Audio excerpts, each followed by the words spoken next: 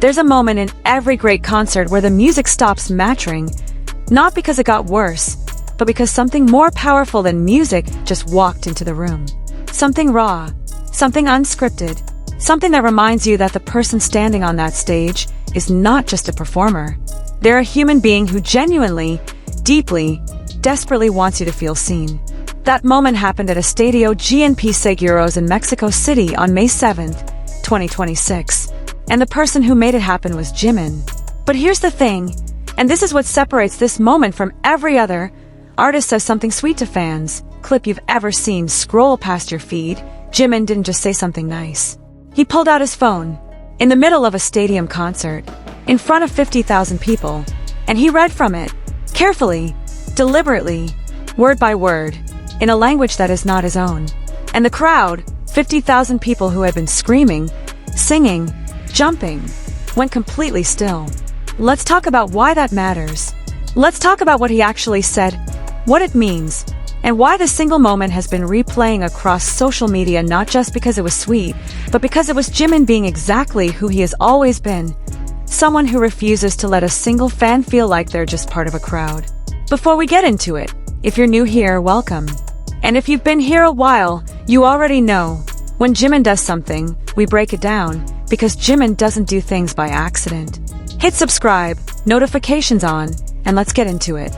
To understand why this Mexico City moment hit differently, you need to understand the full picture of what BTS's arrival in Mexico actually looked like, because this wasn't just a band showing up to play concerts. This was a homecoming 9 years in the making. BTS last performed in Mexico in 2017. 9 years.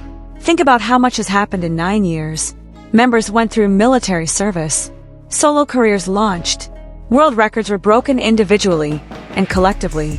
Fans who were teenagers in 2017 are adults now. Some of them have been waiting, literally waiting, for nearly a decade for this moment. And when BTS landed in Mexico City for the Arirang World Tour, the city didn't just welcome them. The city erupted.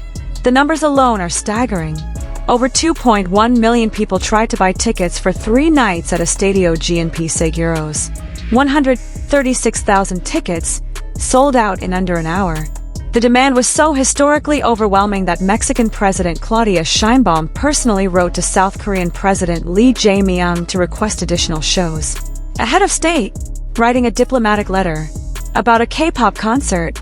If you need any more evidence of the level BTS operates at right now, that's it right there. And before the first concert even began, BTS visited the National Palace. They appeared on the balcony above Zocalo Square, one of the most iconic public spaces in all of Latin America, and greeted the fans below. 50,000 people had gathered in that square. Not inside a venue, not with tickets, just fans showing up in the streets to see their people. And there was Jimin, blonde hair, classic suit, waving from the balcony, and the roar that came up from that crowd was described by multiple witnesses as something that felt more like a natural event than a human one. Like an earthquake made of love. Jimin posted a video of the view from that balcony to his social media. The caption was 3 words: Mexico, gracias Hartsuit. He hadn't even performed yet, and he was already overwhelmed. That context matters, because by the time the first concert night arrived, Jimin didn't walk onto that stage as just a performer fulfilling a set list. He walked on as someone who had already been moved, already reached, by what Mexican army had shown him before a single note was played. Now, the moment. It's late in the concert. The group has been performing for hours. The energy in Estadio JiminPTS is the kind that physically presses against you. Tens of thousands of voices moving in the same direction. Light sticks painting the stadium in waves of purple, the base of the speakers pressing against your chest. And then Jimin steps forward, takes the mic, and reaches into his pocket. He pulls out his phone. And in that moment, even before he says a single word, something shifts. Because there's a version of this where a performer pulls out a phone and it's a gimmick. Aprop. Something rehearsed to look spontaneous.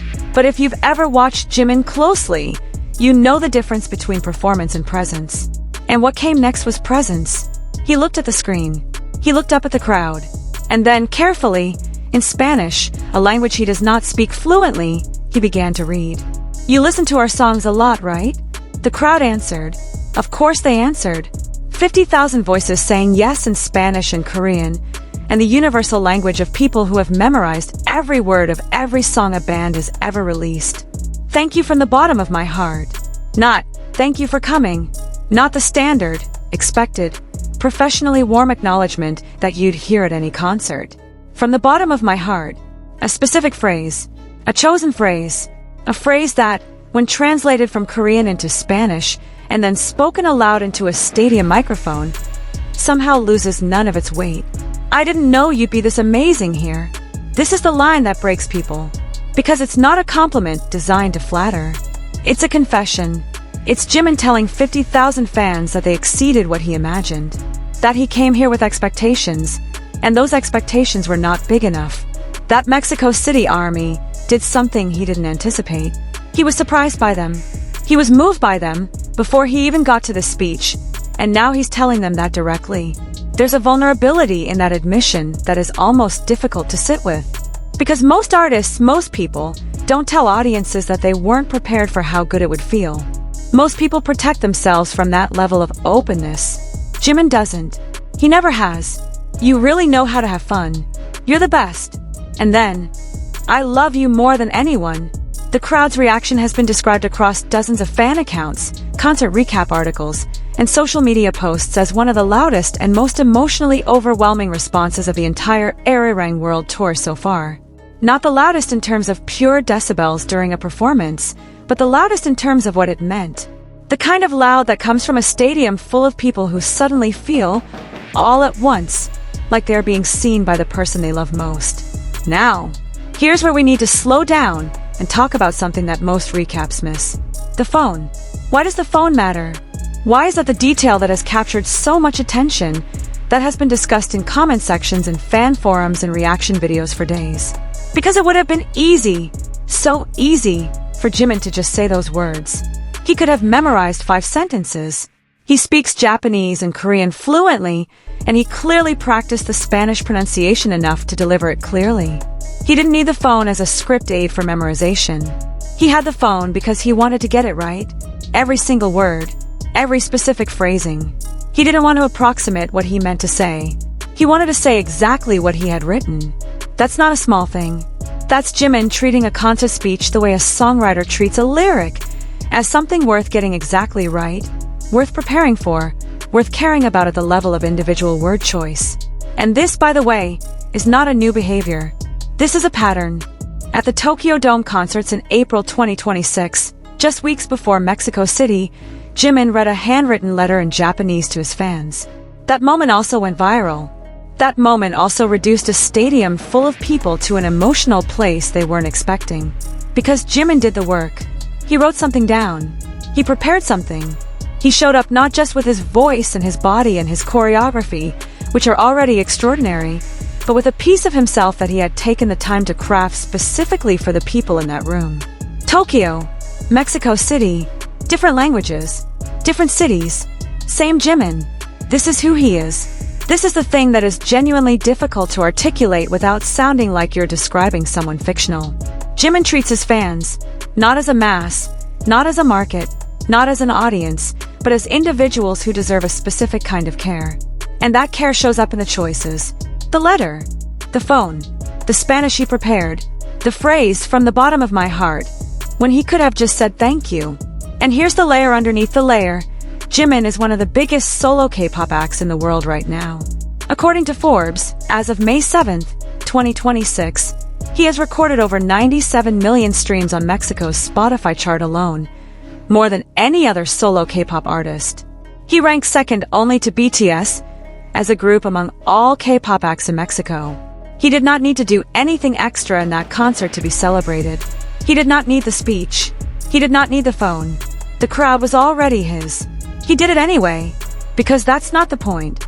The point, and this is the thing about Jimin that his fans have understood for years and that the rest of the world is slowly catching up to, is that for Jimin, performing is not a transaction.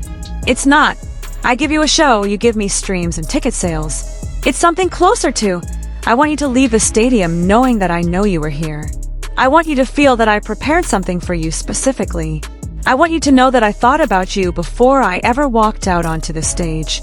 That's a different philosophy of what it means to be a performer. And it's a philosophy that Jimin has held consistently, not just in the big moments, but in the details.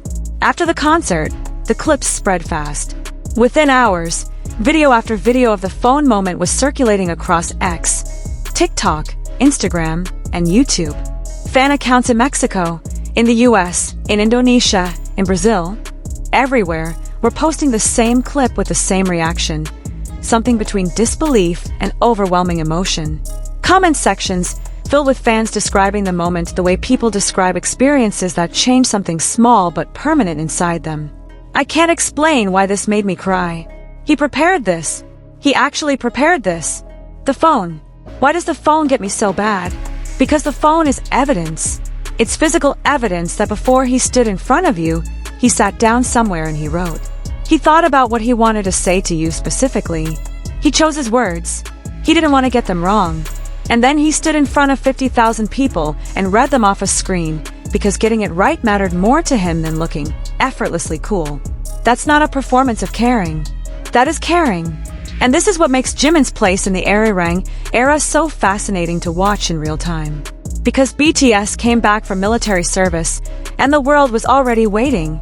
But Jimin didn't just come back as a member of the group. He came back as someone who had spent years solo, years in the military, years away from the stage, and come out the other side with something that feels sharper and more intentional than ever. The Jimin who stood on the Estadio GNP Seguro stage in Mexico City is not performing harder than before. He's performing with more precision, more specificity, more of a sense that he knows exactly what he wants each moment to mean. That intentionality shows up everywhere in the Arirang era. It showed up when he co-wrote Into the Sun with Tyler Johnson, bringing his own emotional architecture to a song that required something deeply personal. It showed up in the way he moved through the Tokyo Dome performances, turning solo moments into something that felt intimate even at stadium scale. And it showed up in Mexico City when he reached into his pocket and pulled out his phone because he had something specific to say and he wasn't going to leave room for it to come out wrong. There's also something worth saying about what this moment means for the relationship between Jimin and Latin Army specifically, a fan base that has been one of the most passionate, most visible, and most consistently present communities in global Army for years. Mexican fans didn't just buy tickets in record numbers. They organized fan support projects weeks in advance. Ad trucks wrapped in Jimin's image drove circuits around Estadio GNP Seguros before and during the shows. Banners, fan chants, coordinated light projects, a level of organized affection that takes months of planning. And Jimin, in turn, took the time to learn their language well enough to read a message from his heart in it. That's a conversation. That's two sides of something meeting in the middle. And the fact that it happened in a stadium, in front of everyone, captured on 1,000 phones, doesn't make it less intimate. If anything, it makes it more powerful, because intimacy at that scale is almost impossible, and yet somehow, Jimin manufactures it every single time. Here's something to sit with. We are currently witnessing, in real time, one of the most remarkable comeback stories in the history of popular music. BTS returned from military service after years away and launched the Arirang World Tour, the largest world tour in their history, spanning more than 85 shows across 34 cities in 23 countries. The demand has been unprecedented. The cultural footprint has been unprecedented. A Mexican president sent a diplomatic letter for more concert dates. That's the context. And inside all of that, inside the 360-degree stage setup and the LED technology and the record-breaking ticket sales and the Forbes articles and the Spotify numbers, there's a man who pulled out his phone and read 5 sentences in Spanish because he didn't want to get a single word wrong. That's the story. That's always the story with Jimin. The scale is massive. The details are human. And honestly, that's why this moment will still be talked about long after the tour ends.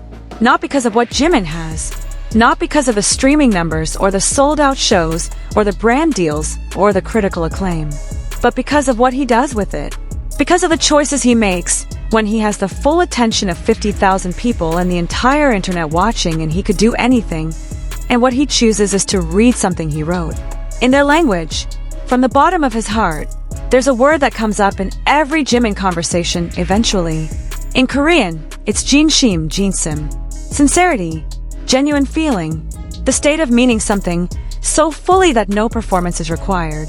That's what the phone was. That's what every Japanese letter was. That's what Mexico, Gracias heart suit, posted from a balcony at 11 p.m. to no one in particular was. Jimin is not performing sincerity. He is sincere. And 50,000 people in Mexico City felt that on May 7th, 2026. And the clips have not stopped spreading since. If you've made it this far, you already know this is the kind of moment we're going to be talking about for a long time. Not just because it was beautiful, but because it was true.